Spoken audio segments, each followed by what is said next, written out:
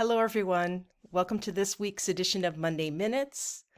This week in lecture, we're continuing our discussion of the skeletal system, talking about joints. This week's lecture material is not terribly technically difficult, and there aren't any multi-step physiological processes for you to learn, but you'll find that the terminology associated with all of the types and subtypes of joints can be a little bit challenging. So for that reason, I've provided you with a little bit extra study material this week, something to add on to your topic concentration guide. And that's a very basic outline of the names of the types and subtypes of joints that you'll be responsible for learning. This document is posted as Supplemental Outline, The Joints. As you're watching the lecture this week and taking notes for yourself, remember that like all tissues and organ systems that we'll be learning this semester, we're going to always be thinking about how structure and function relate to each other as we learn about the joints. At the top of this supplemental outline, I've listed the three kinds of movement that are associated with joints. From the least mobile type of joint, which is a synarthrosis type, to the most mobile type of joint, which is a diarthrosis type, and the one in between those two, which is called amphiarthrosis type. So these terms describe three types of movement that are associated with joints: synarthrosis, amphiarthrosis, and diarthrosis. You'll notice that under the diarthrosis heading, there are three subtypes. Some diarthrosis joints have uniaxial movement. That means movement along one axis. In other words, these types of joints are capable of flex and extend motion. The second type is called a biaxial joint. It too can flex and extend, but it's also capable of movement along a second axis. And that second axis includes adduction and abduction. And finally, there are triaxial joints or multi-axial joints, which are capable of the other kinds of movements as well as rotation. All of the synovial joints that we'll be talking about in the lecture are diarthrosis type. They have the most movement along three different planes. So, along with the three kinds of function of joints, the three categories of movement, there are three structural classifications for joints. There are fibrous joints, cartilaginous joints, and synovial joints. And in the lecture, we talk about what types of movement each of these types of joints has. Fibrous joints, remember, are the ones that have no joint cavity. We've simply got two bones that are closely opposed to each other and held together by dense, regular connective tissue proper. Cartilaginous joints, in comparison, also have no joint cavity. But in the case of a cartilaginous joint, the two bones are not side by side like they are in a fibrous joint. Instead, they're separated by a wedge of cartilage. And finally, there's the synovial joint. Synovial joints have a joint cavity, a fluid-filled joint cavity that separates the two bones.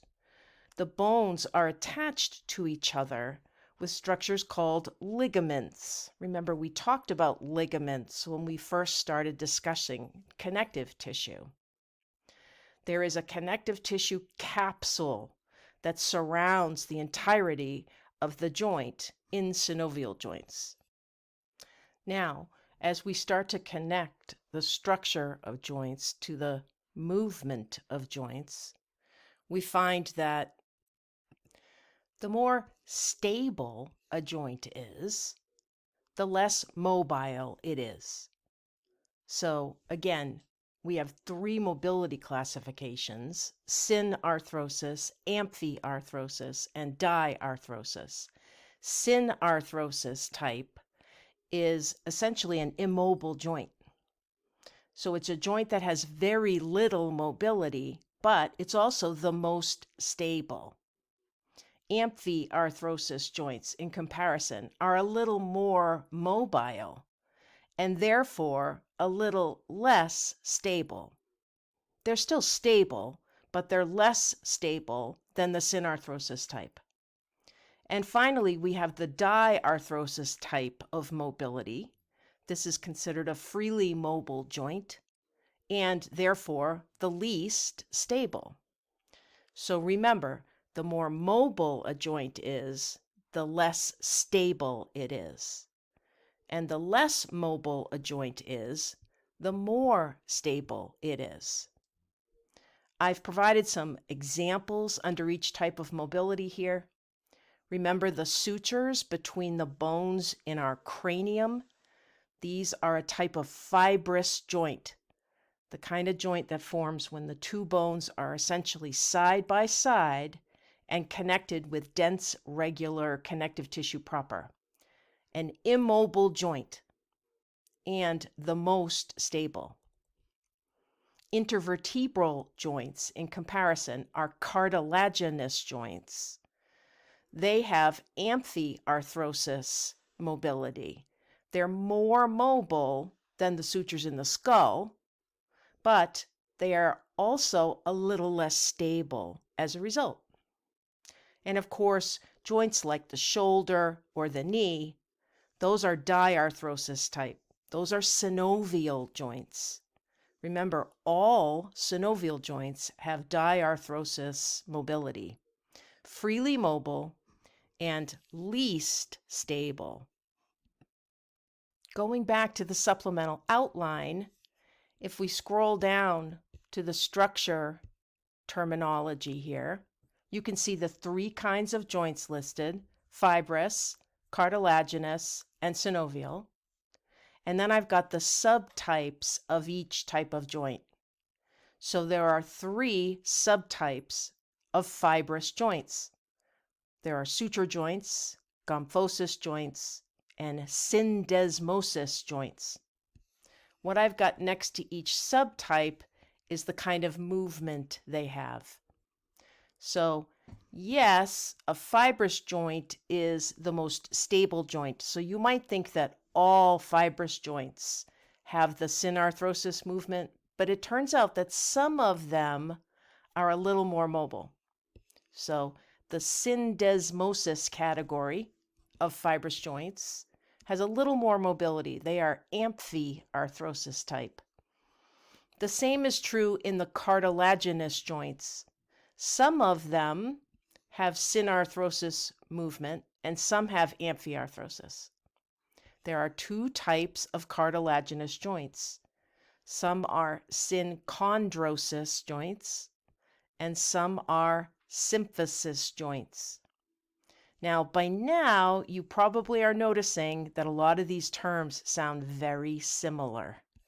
The term synarthrosis, which describes movement, syndesmosis, which describes a type of fibrous joint, synchondrosis, and symphysis, which are types of cartilaginous joints, they all sound very similar. This is what I mean when I say it can be very difficult to memorize this terminology. Let me give you a couple of helpful hints. First of all, when we're talking about types of mobility, anytime you hear the word arthro, that term just means joints. So you'll notice that when we talk about mobility, the 3 terms, synarthrosis, amphiarthrosis, and diarthrosis, all have the term arthro in them, the term joint, essentially, in them. Those are movement classifications. Now, when it comes to structural classifications, the hardest ones to distinguish are the subtypes of fibrous joints and the subtypes of cartilaginous joints. Here's my hint for you. Synchondrosis has the term chondro in it. Remember, chondro translates as cartilage. So a synchondrosis type of joint is a cartilaginous joint. Syndesmosis doesn't have chondro in it. That tells you it's a fibrous joint. Okay, just a couple of little hints that might help you as you're committing these terms to memory. One thing I would like you to do is take this supplemental outline and add some information to it. Type some more information to this outline as you find helpful. If we go back to the lecture slides, this is slide number 6 that looks at the 3 subtypes of fibrous joints. Again, suture, gomphosis, and syndesmosis. You'll notice that I've got some information about the characteristics of each type of joint, and I've got an example of each type of joint. For each one of these, I give you one example of each type of joint.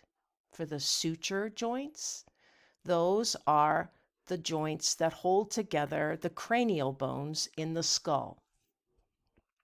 For the gomphosis joints, there's actually only one gomphosis joint in the human body, and that's the joint that forms between the roots of the teeth and the sockets, or more properly called alveolar processes, that are found in the maxilla and the mandible of the jaw. Finally, there's the syndesmosis subtype. This example is the interosseous membrane. Remember, this is a sheet of dense, regular connective tissue proper that forms between 2 long bones. You find an interosseous membrane between the tibia and the fibula, and between the radius and the ulna. So when you go back to the supplemental outline, I recommend that you type in one example for each type of joint. So for suture, again, those are the joints between the cranial bones. Gomphosis, that's the joint between the tooth roots and the alveolar processes. And for syndesmosis, that's the interosseous ligament. There's only one example that I give you in lecture for each type of fibrous joint, but I'm going to give you more than one for the cartilaginous joints and the synovial joints. When it comes to the cartilaginous joints, remember, these are joints that have a wedge of cartilage between the bones. There are 2 subtypes of cartilaginous joints, synchondrosis and symphysis. We actually already talked about symphysis joints a little bit earlier in the bone and cartilage lecture. The pubic symphysis is a symphysis joint. So that's a little trick from remembering what kind of joint the pubic symphysis is. This is a symphysis joint. It's essentially 2 bones that are joined by a wedge of cartilage. There are other places in the body as well where we see cartilaginous joints. The intervertebral joints, for example, remember, those are the joints between the intervertebral bodies and the discs, the intervertebral discs that separate them. These joints are symphysis type as well. When we look at the cartilaginous joints, remember this: there are 2 kinds of cartilage, and there are 2 kinds of cartilaginous joints. Remember, we said there's hyaline cartilage and there's fibrocartilage. Synchondrosis joints are hyaline cartilage. Symphysis joints are fibrocartilage. two kinds of cartilage, two subtypes of joints. The examples I gave you for the synchondrosis cartilaginous joints included the epiphyseal plates, the growth plates that we find at the ends of the long bones. The costochondral joints, remember, those are the joints between the rib and the costal cartilage. I've got a little asterisk here to remind us that we're not talking about the joints between the costal cartilage and the sternum. That's a different joint. We're talking about where the rib, the bony rib, connects to the costal cartilage. It's a synchondrosis type of cartilaginous joint because it contains hyaline cartilage. So be sure that you add in these examples into that supplemental outline. The synovial joints are the third type of joint. And the synovial joints are both the easiest and the hardest of the joint types, in my opinion. They're the easiest because all of them have the same kind of movement. They're all diarthrosis. They are the most mobile and least stable types of joint in the body. Most of us are familiar with synovial joints. We know that our knees, our elbows, our shoulders, and so on are synovial joints. What makes synovial joints difficult to learn is the fact that they have a lot of anatomy associated with them. And that's because they are the only type of joint that has a joint capsule and a joint cavity, and therefore structures associated with that joint capsule and joint cavity. This is slide number 10, and it lists some of those associated structures. A joint capsule is also called an articular capsule, although in my experience, it's more commonly called a joint capsule. This capsule is simply what encloses the entirety of the joint, and it has two layers. The outer layer of the joint capsule is quite fibrous. This is the protective layer. This is what's going to help hold that joint together and prevent it from being torn apart as the skeletal system moves. The inner layer of the joint capsule is called synovial membrane, and that's because this layer contains cells that produce and secrete a material called synovial fluid. The joint capsule is full of this synovial fluid. It acts as a lubricant in the joint. When you handle synovial fluid, it's not watery.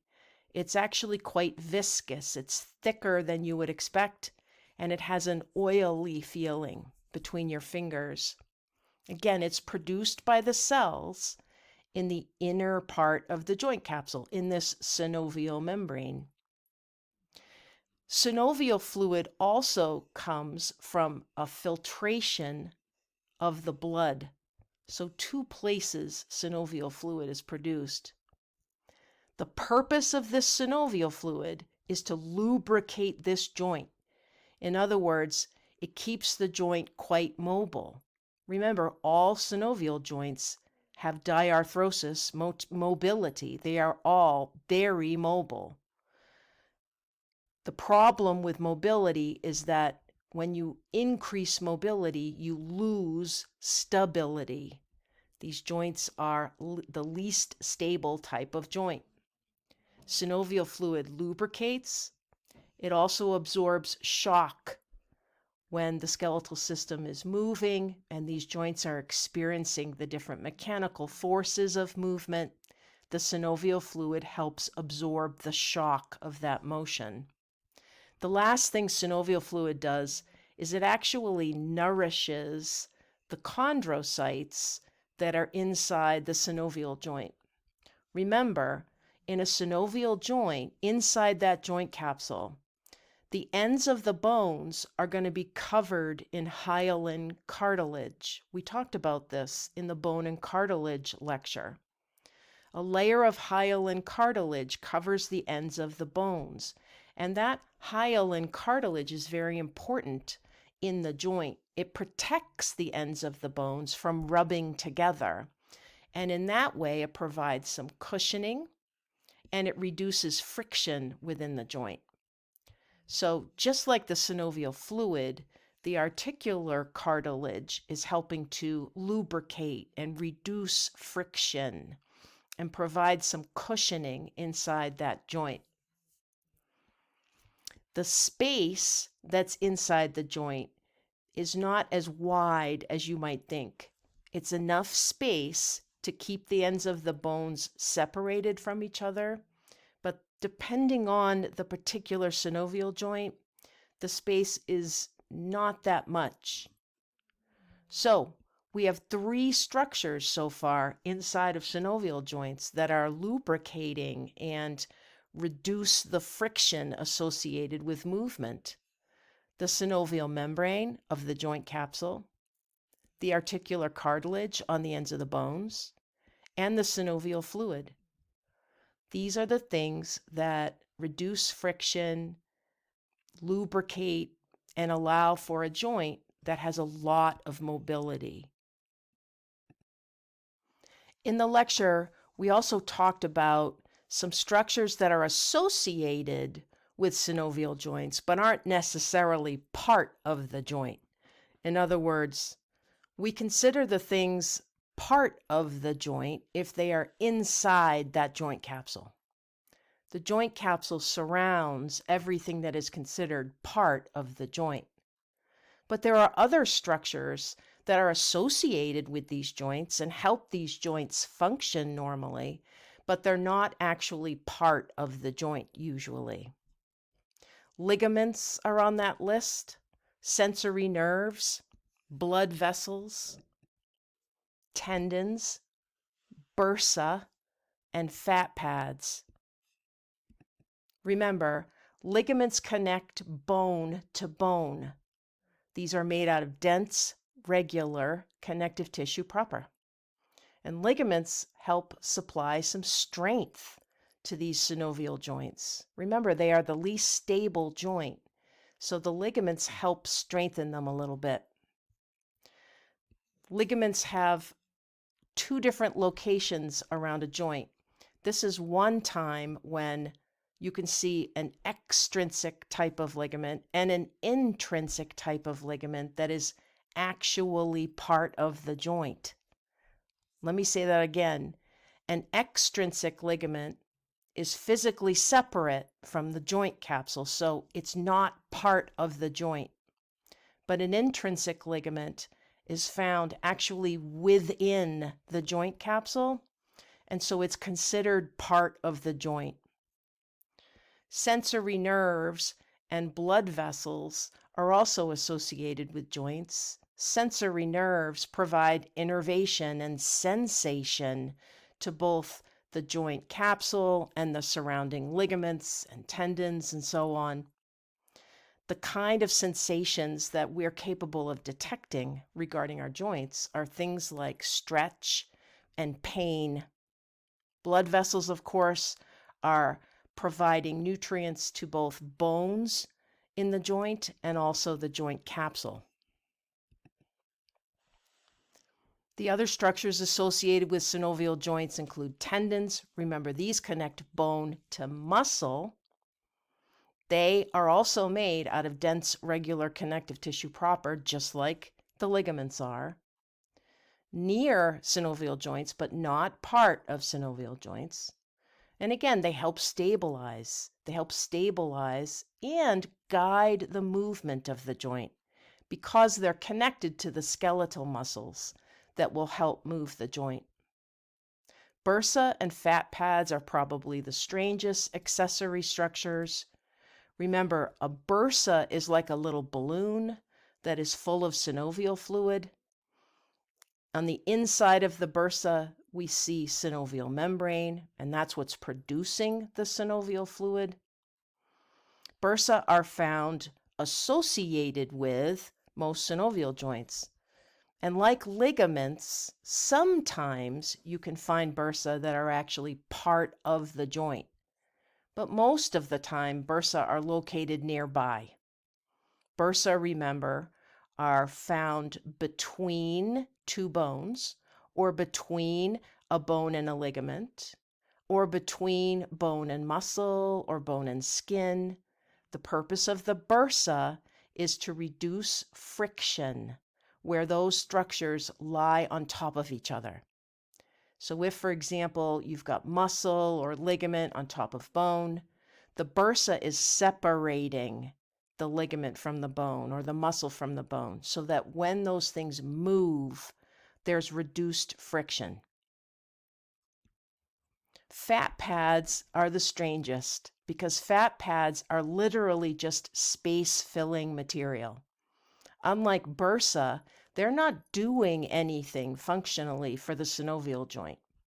They're found around synovial joints, but they're not part of the joint. They are literally just filling up space. Where there is empty space in the structures around a synovial joint, you will find pads of fat. So their purpose is simply to fill that space. They don't help the joint function at all. The last thing we discussed in the lecture was the different subcategories of the synovial joints. Remember, all synovial joints have diarthrosis motility. Some of them, though, are more mobile than others. As we said earlier today, there are synovial joints that can move along one axis, there are some that can move along two axes, and there are some that can move along multiple axes. For each one of these classifications, there are two types or subtypes of synovial joints. And that's what we can see on slide number 18. For the uniaxial type of synovial joint, one kind is called a hinge joint and one is called a pivot joint.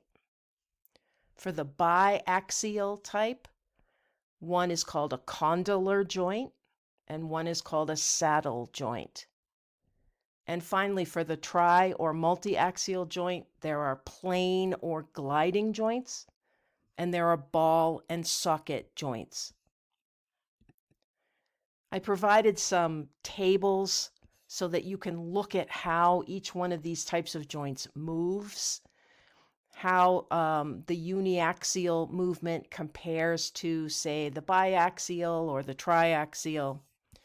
There's this table on slide number 19, and then this one on slide number 20. Just be sure that you can name the two kinds of joints and how they move for each of the three types of synovial joints: uniaxial, biaxial, and triaxial. If we go back to the supplemental outline and scroll down to page 2, you can see that I've listed these structures associated with synovial joints, whether they're found outside the joint or within the joint, and what their function is: ligaments, sensory nerves, blood vessels, tendons, bursa, and fat pads. Hopefully you'll find this supplemental outline helpful when you're trying to learn all of this difficult terminology. The last thing I want to talk about with you today is an exercise you'll be doing for me at the end of the week called a timed assessment. If you looked at the to-do list for this week, I described this as sort of a practice exercise for us, worth 10 points, that will help provide some experience in this kind of assessment, because at the end of the semester, you'll be doing a longer, more extensive version of a timed assessment. At the end of the semester, outside of the final exam, which is its own separate assignment, you'll be doing an assignment called the Timed Common Assessment. What this is an open note, open book type of exercise that includes both multiple choice questions and a multi-part essay question. This timed common assessment is designed to help us compare the performance of all of the students in the course, regardless of which instructor they took the course with. It's a way for the people who manage this course to take a look at how the entire course is doing in terms of teaching students the important fundamentals of anatomy and physiology. Every student who's enrolled in the class this semester will be taking this final assessment. Remember, it's open note and open book, and that's because it's a cumulative assessment. The way it works is the first part of the assignment is a series of multiple choice questions. I don't know the exact number quite yet because I don't write this assessment. The team that manages the course writes this assessment. So there'll be a series of multiple choice questions from material throughout the semester. After those multiple choice questions, there will be a multi-part essay question. This essay question is usually designed as a case study, and it usually makes you think about and discuss concepts from throughout the semester. So again, this is an open note, open book assessment. It takes place during the last week of class. It is multiple choice and essay, and it's worth 5% of your course grade. So for that reason, I offer you the opportunity to practice this kind of assessment before you actually have to do it at the end of the semester. This week is your first practice version of a timed assessment. There's a series of multiple choice questions that come from the lecture material we've covered so far in the course, and then there's a multi-part essay question. You're timed during this. For this particular one, you have an hour to complete it. The purpose of making it timed is to encourage you to read through your lecture notes before you sit down to take the exercise. We don't want you to sit down and try to look up the answer for every single multiple choice question. Hopefully you don't have to do that. Hopefully you've learned this material and you can remember this material on these multiple choice questions. But you'll have your notes with you just in case you need to look something up. The same goes for the essay question. Hopefully you'll have learned the material that you need to write about in the essay, but you'll have your notes with you just in case you need to refresh yourself on some of the specific details. Remember, anytime you write an essay question in this course, we are looking for a very specific, very detailed answer to the question. So be sure that you follow that same example in the timed assessment. The timed assessment that is posted for you this week is due by Sunday at midnight. If you have any questions or problems associated with this, send me a message through Canvas. That's all I have for you for today's Monday Minutes. I'll talk to you again next week when we start discussing the lecture topic of muscle. Have a good week, everyone.